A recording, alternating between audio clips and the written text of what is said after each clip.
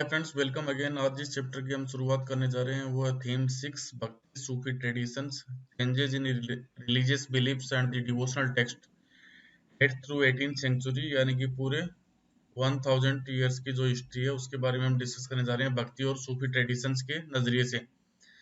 Indian subcontinent में भक्ति और सूफी से रिलेटेड किस प्रकार के ट्रेडिशंस का डेवलपमेंट हुआ और उन ट्रेडिशंस में क्या क्या नए डेवलपमेंट हमें देखने को मिलते हैं। साथ ही जो डिफरेंट सोर्सेज हैं, स्पेशली जो मूर्तियां हैं, टेम्पल्स हैं, या फिर जो रिटर्न सोर्सेज हैं, हिस्टोरिकल रिलीजियस टेक्स्ट हैं, वो हमारी किस प्रकार से हिस्ट्री राइटिंग में हेल्प करते हैं। These things we will discuss in this chapter later on. This chapter will discuss how the textual traditions have been used by historians to understand the Bhakti Sufi traditions. भक्ति और सूफी से related जो भी traditions थे उन सबको समझने में इतिहासकारों के द्वारा टेक्सुअल ट्रेडिशंस उनको किस प्रकार से यूटिलाइज किया गया है, ये भी हमें समझना है इस चैप्टर में। Moistic religious beliefs and the practices. Perhaps the most striking feature of this phase is the increasing visibility of a wide range of gods and goddesses. ये जो पूरा एक साल का जो पूरा पीरियड है, इस पीरियड की जो सबसे मोस्ट स्ट्राइकिंग फीचर यदि हम मान सकते हैं तो वो ये कि जितने भी देवी देवता थे उनकी एक वाइड रेंज ऑफ विजिबिलिटी हमारे सामने आती है, यानी देवी देवताओं की संख्या बहुत ज्यादा हो चुकी थी। स्पेशली यदि आप देखोगे तो वैदिक स्रोतों में आपको अग्नि, सोम, इंद्र तीन ही मुख्य देवताओं के नाम दिखाई देते हैं।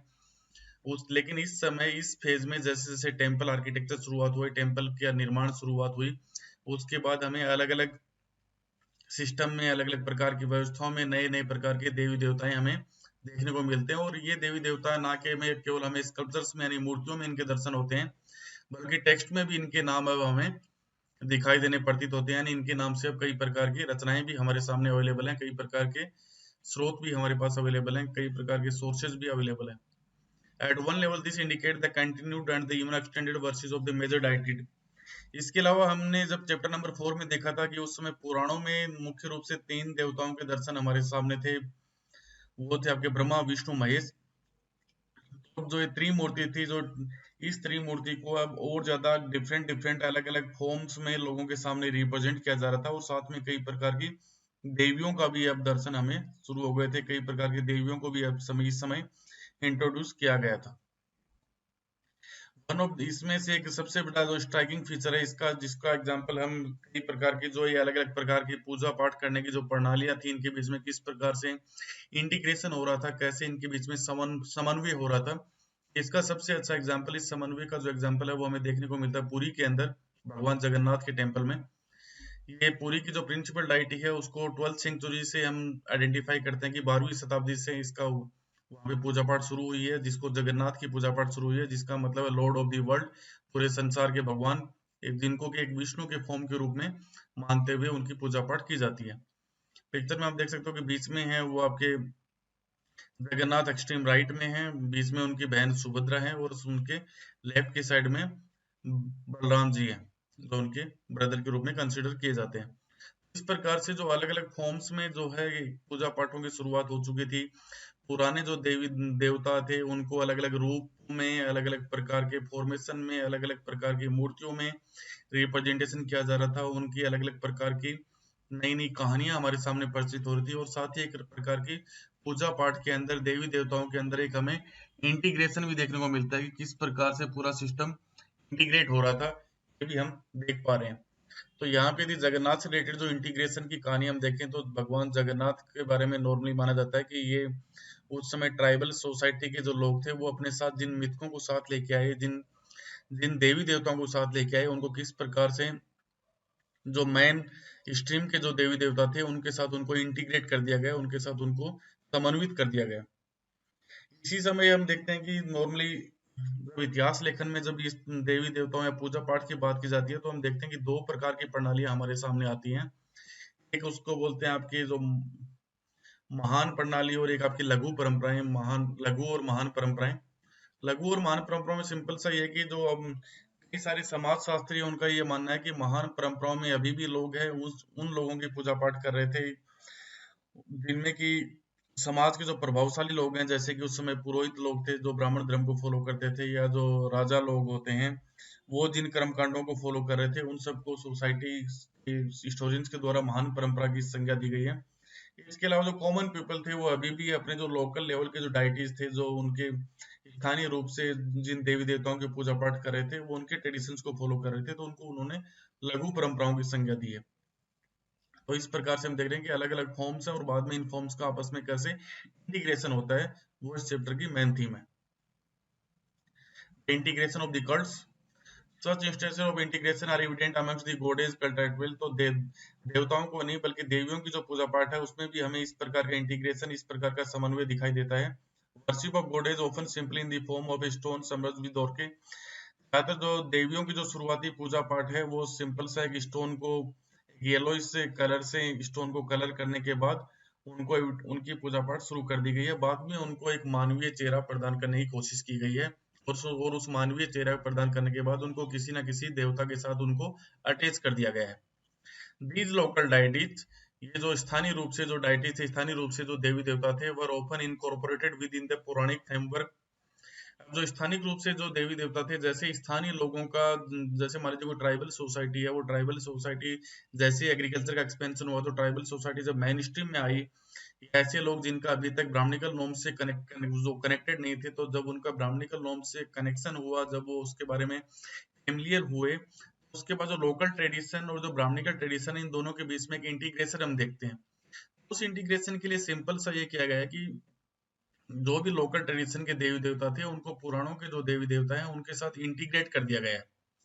वो देवियां हैं जिनकी वो पूजा पाठ कर रहे थे, तो उनको किसी ना किसी देवता की पत्नी के रूप में इंटीग्रेट कर दिया गया है, और यदि वो किसी देवता की पूजा पाठ कर रहे थे तो उनको किसी ना किसी देवता के अवतार के रूप में पुराणों में कहानियां लिखकर उनको इंटीग्रेशन करने की कोशिश की गई है। यानी कि जो अलग अलग कल्ट्स हैं उनको आपस में समन्वित करने की कोशिश की गई है, उनका एक समन्वय बनाने की कोशिश की गई है, उनको एकजुट करने की कोशिश की गई है। So the local deities were often incorporated with the Puranic framework by providing them with an identity as a wife for the principal male deities. Sometimes they were equated with Lakshmi, wife of Vishnu। इस प्रकार की जो local रूप से जो देवियों की पूजा हो रही थी, तो उनमें से कई बार उनको लक्ष्मी का नाम देकर विष्णु की पत्नी बना दिया गया, और कई बार उन्हें पार्वती का नाम देकर भगवान शिव जी की पत्नी के रूप में एक्सेप्ट कर लिया गया। इस प्रकार से पौराणिक ट्रेडिशन में जो पुराने देवता चल रहे थे, उन्हीं के साथ जो लोकल देवी देवता थे, उन सबको आपस में इंटीग्रेट फॉर्म प्रोवाइड कर दी गई है, उनको समन्वित कर दिया गया। अगली जो सिस्टम हमारे सामने, जो इंडियन सब कॉन्टिनेंट में जिसका हमारे सामने इंट्रोडक्शन होता है, वो हमारी तांत्रिक वर्शिप, तंत्र मंत्र के द्वारा किस प्रकार से पूजा पाठ की जाती है। The forms of worship often associated with the goddess were classified as the तांत्रिक। जो तांत्रिक वाली जो पूजा पाठ है वो सामान्यतः कई प्रकार की देवियों के साथ जुड़ी हुई थी। तांत्रिक version was wide spread in the sub continent, और पूरे भारत में, भारतीय उपमहाद्वीप में उसका उस समय विस्तार हो चुका था, और इसमें महिला और पुरुष दोनों ही इस प्रकार के पूजा पाठ कर सकते थे। तो लोग तांत्रिक वर्शिप को फॉलो करते थे, वो सामान्यतः जो सोसाइटी में जो पुराने रिचुअल्स थे ब्राह्मणिकल नॉर्म्स के, कास्ट और क्लास के बेस पे, यानी जाति और वर्ग, वर्ग जैसे चार जो वर्ग थे, ब्राह्मण क्षत्रिय वैश्य शूद्र, उसके आधार पर होने वाले भेदभाव या जाति के आधार पर होने वाले भेदभाव को ये लोग पूरी तरह से रिजेक्ट करते थे। यानी इनकी नजर में हर मेल और फीमेल इक्वल था, पूजा पाठ में उन सभी को बराबर अधिकार दिए गए थे, किसी को भी उनकी क्लास या कास्ट के बेस पर पूजा पाठ करने से नहीं रोका जाता था। Many of these ideas influence शिविज्म and the Buddhism. इनमें से ज्यादातर जो ये विचार थे तांत्रिक वर्शिप के, ये या तो खुद शिविज्म या बुद्धिज्म से प्रभावित है, या उन्होंने शिविज्म और बुद्धिज्म को कहीं ना कहीं प्रभावित भी किया है तांत्रिक वर्शिप ने इंडियन सब कॉन्टिनेंट में। Conflict that arose during the bhakti movement. तो तांत्रिक वाली जो वर्शिप थी, ये वर्शिप पूरी तरीके से यदि हम देखें तो पूरी तरीके से जो वैदिक सिस्टम था उसका एकदम अपोजिट है। वैदिक सिस्टम में जिस प्रकार से क्लास डिवीजन है, उस क्लास डिवीजन का ये लोग विरोध करते हैं। ब्राह्मणिकल नॉर्म्स में जिस प्रकार से जो जाति व्यवस्था है, उसका भी विरोध करते हैं। तो इसलिए इन दोनों के बीच में एक कॉन्फ्लिक्ट हमें देखने को मिलता है, एक विवाद हमें देखने को मिलता है, आपस में एक संघर्ष हमें देखने को मिलता है। There were conflict between those who followed the Vedic tradition and those who practiced the tantric way of worshipping deities। तो तांत्रिक रूप से अपनी देवियों की पूजा करने वाले लोग या फिर जो वैदिक धर्म को फॉलो करने वाले लोग थे, उन लोगों के बीच में एक संघर्ष हमें देखने को मिलता है, कॉन्फ्लिक्ट हमें देखने को मिलता है। Those who valued Vedic tradition often condemned the practices that went beyond the performance of the sacrifice and chanting or mantras। जैसा कि हम जानते हैं कि वैदिक रूप से जो पूजा पाठ करने वाले लोग थे वो सामान्यतः मंत्रों के द्वारा पूजा पाठ करते थे, यानी अपने जो आराध्य होते हैं उसके मंत्रों की चांटिंग करते थे, मंत्र बोलते थे और साथ में कई प्रकार के जो सेक्रीफाइस वगैरह हैं, यज्ञ वगैरह हैं, उन सबको परफॉर्मेंस करते थे। इस प्रकार की पूजा पाठ करने वाले लोग तांत्रिक पूजा पाठ का एकदम हमेशा विरोध करते थे, उनकी कंडेम करते थे, उनकी निंदा करते थे। On the other hand, who engaged in tantric practices ignored the authority of Vedas. दूसरी तरफ जो तांत्रिक रूप से जो लोग पूजा पाठ कर रहे थे वो लोग वेदों की जो अथॉरिटी थी उसको एक्सेप्ट नहीं करते थे, वेदों में जो बातें कही गई थी वो उन चीजों को स्वीकार नहीं करते थे। वेदों में जिस प्रकार से जो क्लास का डिवीजन किया गया है वो इस क्लास के डिवीजन को भी एक्सेप्ट नहीं करते थे, और बाद के धर्मशास्त्र और धर्मसूत्रों में जिस प्रकार जो कास्ट का डिवीजन किया गया है वो इस कास्ट डिवीजन को भी एक्सेप्ट नहीं करते थे। इस प्रकार से जो तांत्रिक पूजा पाठ पद्धति है और जो भक्ति जो ब्राह्मणिकल नॉर्म्स या जो वैदिक सिस्टम है उन दोनों के बीच में हमेशा एक विरोध रहा है। डिफरेंस एंड कॉन्फ्लिक्ट्स, इन दोनों के बीच में क्या क्या भिन्नताएं हमें देखने को मिलती हैं और किस प्रकार के कॉन्फ्लिक्ट्स हैं। Traditions of devotion or bhakti need to be located within this context. Devotional worship had a long history of almost 1,000 years before the period we are considering. तो डिवोशनल वर्शिप है वो कोई आज की बात नहीं है, इस 1000 साल के पीरियड से पहले भी इस प्रकार की भक्ति पाठ इंडिया में, इंडियन सब कॉन्टिनेंट में हम देखते आ रहे हैं। और इस समय जो भक्ति के लिए जो देवी देवता थे उन सबको मंदिरों में लोग जाते थे, टेम्पल्स में जाते थे, बड़े डिलाइट के साथ अपने आप को पूजा पाठ करते थे, एडोरेशन करते थे। वहां पे डिवोटीज है वो ट्रांस लाइक स्टेट में चले जाते थे, कोमकारम स्टेट में चले जाते थे भक्ति पूजा पाठ करते हुए। इन सब चीजों में कोई ये आज की कोई बात नहीं है, बल्कि इस प्रकार की परंपराएं इंडिया में पुराने समय से ही लगातार चली आ रही हैं, उनको भी हमें ध्यान में रखना होगा। The singing and the chanting of devotional compositions were often a part of such mode of worship. इस प्रकार के पूजा पाठ में नॉर्मली लोग जो उनकी डिवोटीज होते थे, जो देवी देवता होते थे, उनके नाम को चांटिंग करते, जैसे राम राम राम राम राम राम राम, इस प्रकार की चांटिंग करते थे। उनसे रिलेटेड वो जो गाने होते हैं वो पूजा पाठ में वो गाते थे, जिनको आज हम भजन के नाम से जानते हैं। This was particularly true to the Vishnuism and the Shiva sects। और ये दोनों ही बातें भगवान विष्णु की पूजा हो या भगवान शिव की पूजा हो, उन दोनों को ही लेकर एकदम सही है। उन दोनों में ही इस पूजा पाठ की यही पद्धति रही है कि भगवान विष्णु और भगवान शिव से रिलेटेड उनके नाम का स्मरण करना, मंदिर में जाने के बाद एक डिलाइट का अनुभव करना, यानी भगवान के अंदर खो जाना। इस प्रकार की पूजा पाठ की पद्धति इंडिया में पुराने समय से ही चली आ रही है। Poems और प्रेयर्स अर्ली ट्रेडिशंस ऑफ भक्ति। भक्ति के जो शुरुआती ट्रेडिशंस है उनमें किस प्रकार की भगवान की प्रेयर के लिए किस प्रकार की पोइट्री की रचना की गई, जिनको आज हम सिंपल सा जैसे नॉर्थ इंडिया में हम बात करें तो जिस प्रकार से अलग अलग प्रकार के हमारी देवी देवता हैं उन सब के लिए हम किसी न किसी पोइट्री का यूज करते हैं। आप हनुमान जी की आरती डेली करते होंगे, अलग अलग जो व्रत त्योहार आते हैं उस समय जैसे दीपावली के टाइम आप देवी लक्ष्मी की आरती करते हो, उससे पहले भगवान गणेश की आरती करते हो। तो इस प्रकार की उस समय भी भगवान की जो भक्ति ट्रेडिशन है उनको लेकर डिफरेंट डिफरेंट टाइप की पोएम्स को रचा गया और उन पोएम्स के द्वारा ही पूरा पूजा पाठ किया जाता था। The historians of religion classified Bhakti tradition into two broad categories. जो इतिहासकार हैं वो भक्ति ट्रेडिशंस को दो अलग अलग कैटेगरी में, दो अलग अलग पार्ट्स में डिवाइड करते हैं, जिनमें पहला निर्गुण विदाउट एट्रीब्यूट्स और दूसरा सगुण जिसमें एट्रीब्यूट्स है। सिंपल सा सगुण का मतलब ये है कि भगवान का चेहरा आपके सामने है, निर्गुण का मतलब भगवान आप निरंकार निराकार मानते हो, भगवान का कोई आकार नहीं है, उसकी कोई पिक्चर नहीं है, उसकी कोई मूर्ति नहीं है, उसका कोई आकार नहीं है। सगुण included traditions that focused on the worship of the specific deities. सगुण भक्ति में जो पूजा पाठ था वो अपने विशेष देवताओं किया जाता था, जैसे कि शिव का, विष्णु का, या विष्णु के जो अलग अलग अवतार हैं उनकी पूजा पाठ किया जाना, या जो अलग अलग देवी हैं उन देवियों के जो अलग अलग अवतार हैं, उनके अलग अलग रूप हैं, उनके अलग अलग प्रकार हैं, उनका पूजा पाठ करना। निर्गुण भक्ति on the other hand was worship on abstract form of God.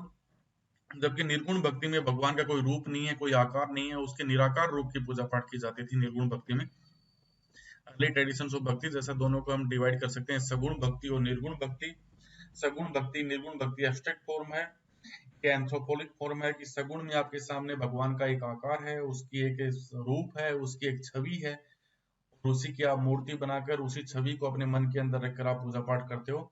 निर्गुण सिस्टम में भगवान का एक एब्स्ट्रैक्ट रूप है, उसका कोई साकार रूप आपके सामने नहीं है जिसको आप पूजा पाठ कर सको। तो वहां पे भगवान के उसी निराकार रूप को इसमें माना जाता है कि भगवान है वो कण कण के अंदर विद्यमान है, उनकी कोई छवि, कोई आकार, कोई प्रकार, कोई कुछ नहीं है, वो एकदम एब्स्ट्रैक्ट फॉर्म है जिसकी पूजा पाठ की जानी है। The Alvars and the Nainars of Tamil Nadu. Alvar और नैनार की जो भक्ति परंपरा है वो विशेषकर साउथ इंडिया में तमिलनाडु से इसकी शुरुआत हुई है। अलवार्स हैं वो भगवान विष्णु के फॉलोवर्स हैं, नैनार हैं वो भगवान शिव को फॉलो करते हैं। ड्यूरिंग द 6th century से ही some of the Bhakti movements were led by the Alvars and Nayanars. South India में जो भक्ति परंपरा है उसकी शुरुआत, उसको लीड करने का काम अलवार और नैनार संतों के द्वारा किया गया है। लेटर मीनिंग है कि Alvar are those who are immersed in devotion of Vishnu. Alvar वो हैं जो कि भगवान विष्णु के प्रति डिवोटेड हैं। नैनार वो हैं जो कि भगवान शिव के प्रति डिवोटेड हैं। ये भक्ति परंपरा के जो जितने भी भक्ति कवि हुए हैं वो सारे लोग they travel from place to place. वो एक जगह से दूसरी जगह घूमते रहते थे या सिंगिंग हाइम्स अपनी जो कविताओं को रचना करते थे या भगवान की याद करने के लिए उनको तमिल लैंग्वेज में अपने देवी देवताओं की प्रेज करते हुए एक जगह से दूसरी जगह घूमते रहते थे। शुरुआती जो इस प्रकार के अलवार और नैनार के द्वारा जो कविताएं रचित की गई हैं तो एमसीक्यू याद रखिएगा, लैंग्वेज है तमिल, ना तेलुगु ना कन्नड़ ना कोई और लैंग्वेज। शुरुआती कविताएं ज्यादातर तमिल लैंग्वेज में लिखी गई हैं तो उन्हीं को इनके द्वारा फॉलो किया गया। During this travel the Alvars and Nayanars identified certain shrines and abodes of certain deities. इसी दौरान अलवार और नायनार्स ने कुछ इस प्रकार की श्राइन्स को वहां पे अपने आप से एसोसिएट लिया है जो कि उनकी देवी देवताओं से रिलेटेड थी, और बाद में इन्हीं श्राइन्स के ऊपर राजाओं के द्वारा कई प्रकार के बड़े बड़े टेम्पल्स का भी निर्माण करवाया गया। Later big temples were built at those places and developed as a pilgrim centers। और बाद में यही ऐसे केंद्र जो कि बाद में जिनके ऊपर बड़े बड़े मंदिरों का निर्माण किया गया, वो धीरे धीरे एक धार्मिक केंद्र के रूप में जिनका विकास होता गया, जिससे कि साउथ इंडिया के अंदर भक्ति परंपरा की शुरुआत